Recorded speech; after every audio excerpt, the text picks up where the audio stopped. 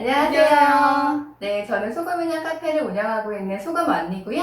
네, 저는 너는 꽃이기장의 커뮤니티를 운영하고 있는 박지연 상담심리사입니다. 네, 이번 주는요, 네, 폭식의 공범을 없애라 중에서 네, 나쁜 음식에 도전해볼까? 라는 네, 내용이에요. 네, 네, 네, 이거를 보통 우리 네, 친구들은 피어푸드라고 많이 얘기를 하거든요. 네, 네네. 네, 피어푸드 보면 참 종류가 네, 본인마다 다 설정해놓은 게 다르더라고요. 네, 네.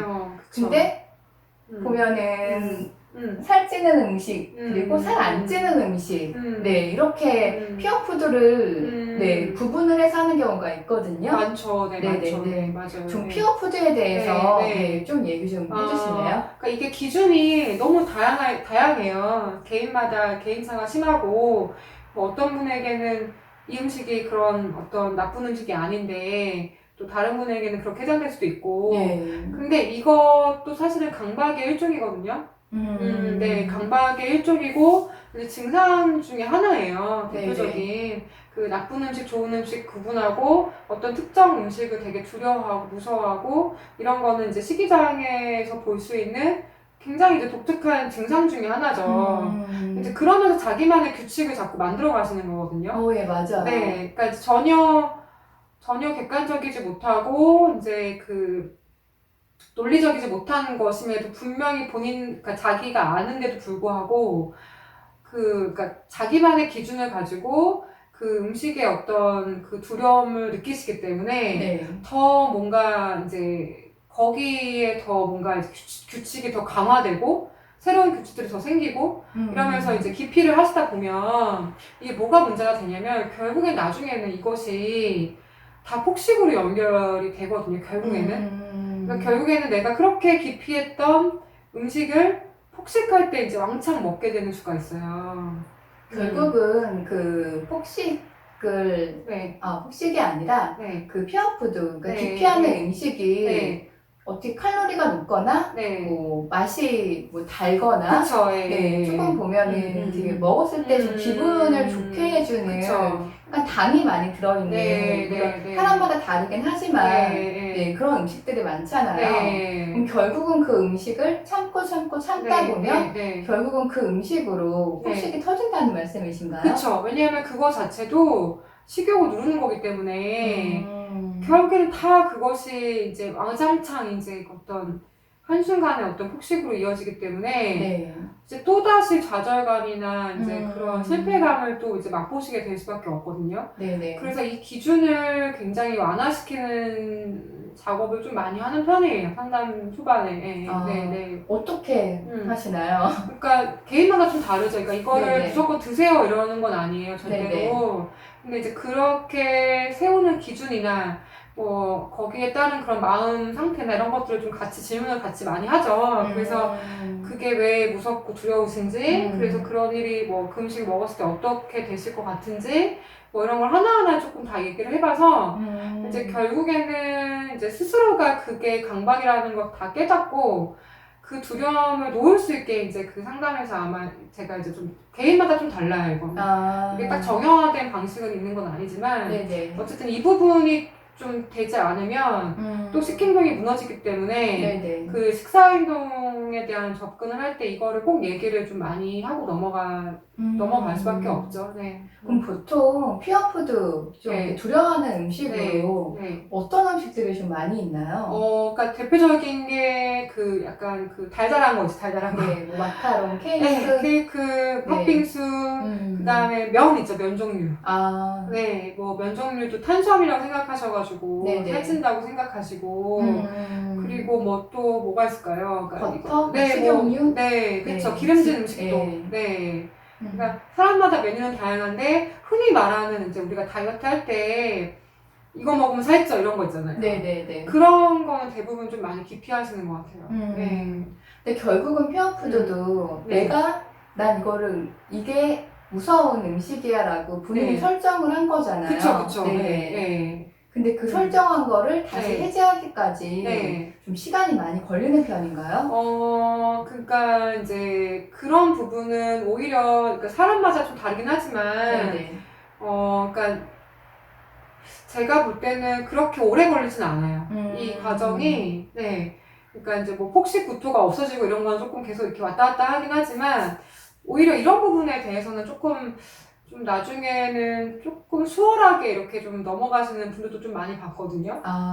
왜냐면 그게 이제 계속 얘기를 하고 우리가 그 두려움에 대해서 자꾸 노출시키고 이런 과정을 거치다 보면은 아, 이렇게 무서워하지 않아도 되는구나. 이제 이렇게 하면서 조금씩 먹어보시기 하더라고요. 네, 그리고 이제 자기가 알죠. 이제 이거를 내가 기피했을 때 결과적으로 굉장히 폭식으로 이어진다라는 거를 처음에는 놀랍게도 다들 모르시더라고요. 네, 그러니까 잘 자각을 못하고 계시는 거예요. 그러니까 이게 너무 두렵다 보니까 이게 나 그냥 무조건 참아야 돼.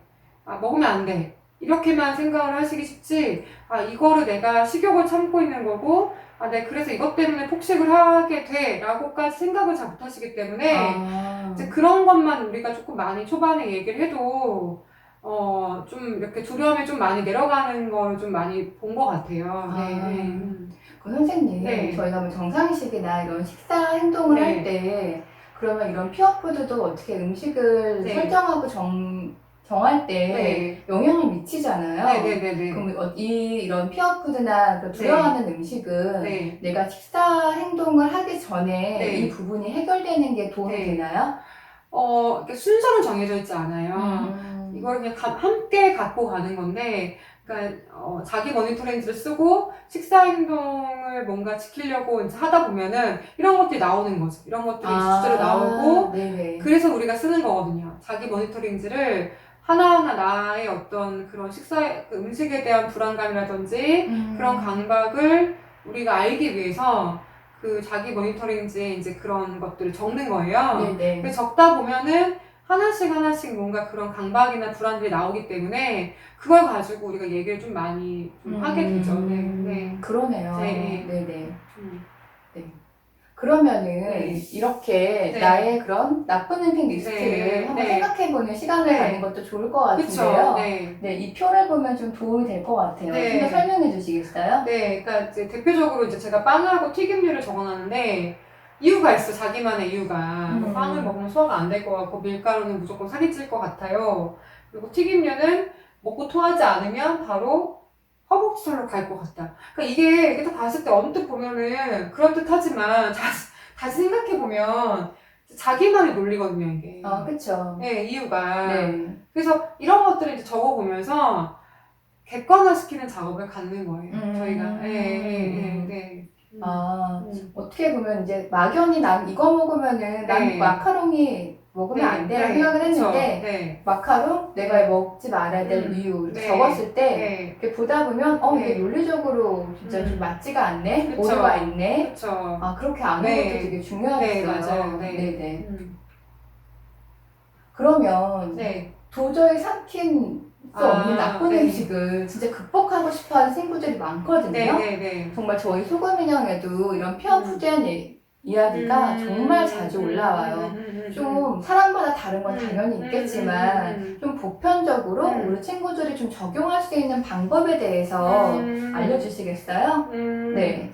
도저히 삼킬 수 없는 나쁜 음식을 어떻게 해야 하나요? 네. 그러니까 만약에 너무 두려우시다면 그거를 좀 이렇게 뭔가 떼놓고 그냥 식사를 하시는 게 가능하다면 그렇게 하셔도 돼요. 그러니까 꼭 이거를 먹을 필요는 없거든요. 근데 만약에 이거를 극복해야 되는 이유가 폭식으로 연결이 되기 때문에 이제 이게 문제가 되는 거거든요. 만약에 이게 내가 나쁜 음식이라고 선을 그어놓고 이것이 폭식으로 연결이 안 된다면 사실 뭐 그거가 안 먹어도 되죠, 내가. 그렇죠. 세상에 너무 다양한 음식이 많으니까요. 네네. 그리고 뭐 대체 가능한 음식도 많고요. 그 맛을 뭔가 우리가 낼 수 있는 대체 가능한 음식을 찾는 것도 방법일 것 같아요. 이렇게 뭔가 좀 덜 살이 찔 수 있는 걸로 뭔가 이렇게 좀 밀가루가 아니라 다른 걸로 만들었는데 똑같은 맛을 좀 낼 수 있는 요새는 좀 그런 식품들이 많잖아요. 그러니까 대체할 수 있다면 그렇게 또 찾아보시는 것도 방법이실 것 같고 그리고 이게 굳이 폭식으로 연결되는 게 아니라면